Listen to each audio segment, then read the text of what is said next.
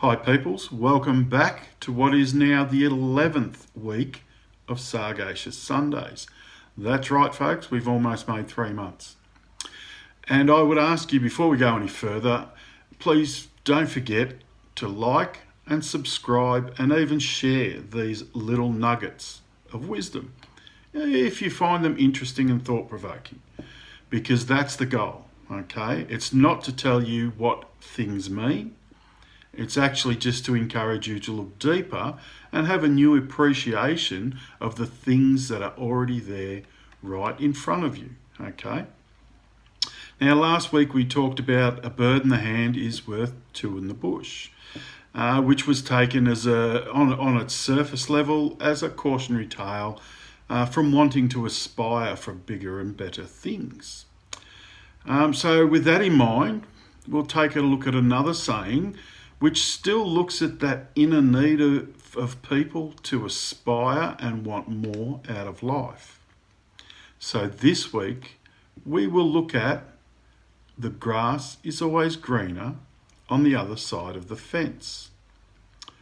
Now, the true origin of this proverb is a little unclear. However, what I found, it goes back to a poet named Ovid. I'm not sure where he's from. And in the year 1 BC, in his poem Art of Love, he makes mention that the harvest is always richer in another man's field. Clearly the same thing.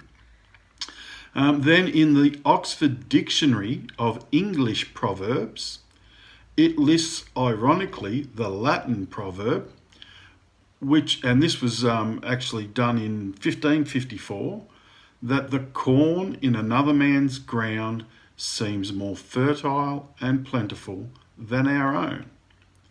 Again, clearly the same thing, just expressed slightly differently.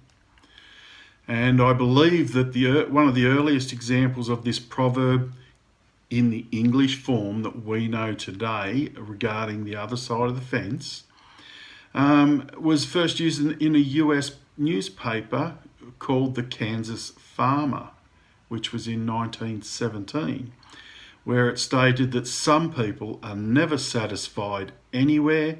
The grass always looks greener on the other side of the fence. So, right there we have the surface definition of what this saying is all about. And basically, it is when someone is not satisfied with their own lot in life, they assume that there are better places or better things for them. Or it could also be that they believe others are doing better than themselves and they just want to do better. Now, this idiom assumes that your neighbour's yard is greener than yours. Is it possible, though, that your neighbour is peering over your fence and coveting that which you have, thinking your grass is much greener than theirs?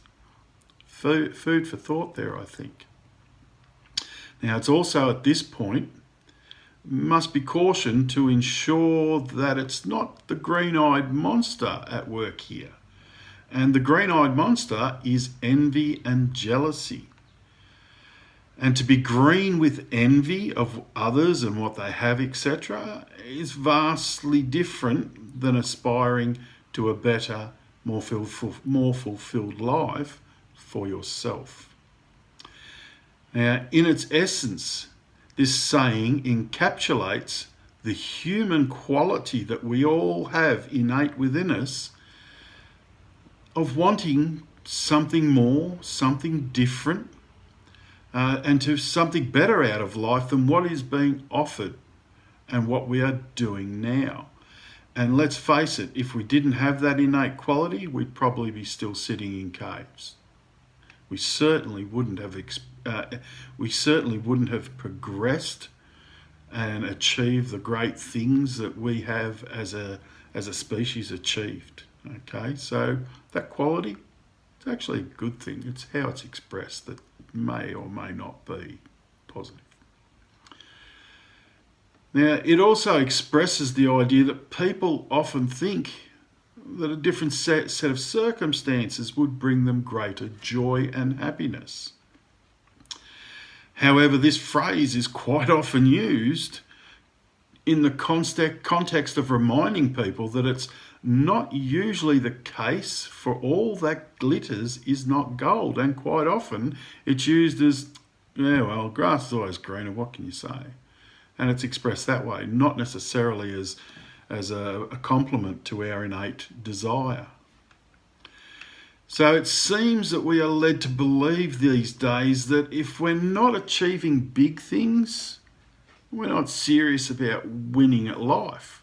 So if we're not wanting to explore that other field, you're not having a real crack at life.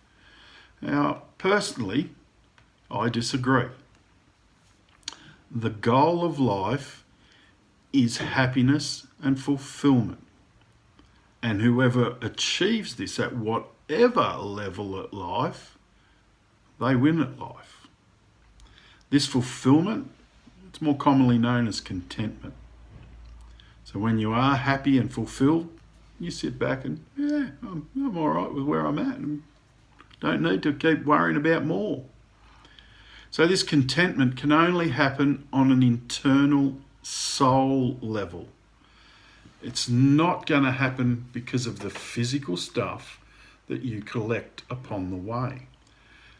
So if your soul calling is to influence or nourish a part of the world that is more local or provincial in its stature, and to be a more productive and valuable member of your own town or city rather than on a global stage, I would suggest to you that that is also just as valuable to society, the country, and in fact the world, as to those who are working on a much bigger stage. So when we look over the fence and we want more, are we really hearing our innate natural call from our soul asking to be fed, asking to be nourished through experience and adventure, which in turn develops skills and knowledge that you then possess and can bring to the table whenever necessary or desired to be used as you see fit. So, for true contentment to occur at some point, you will need to be of service to others in some way, not just service to self. And to enrich and have a positive influence on the lives of others, your family, your friends, your neighbours, your town, your city, your region, this will help to create lasting contentment far quicker than being centred in the game of service to self.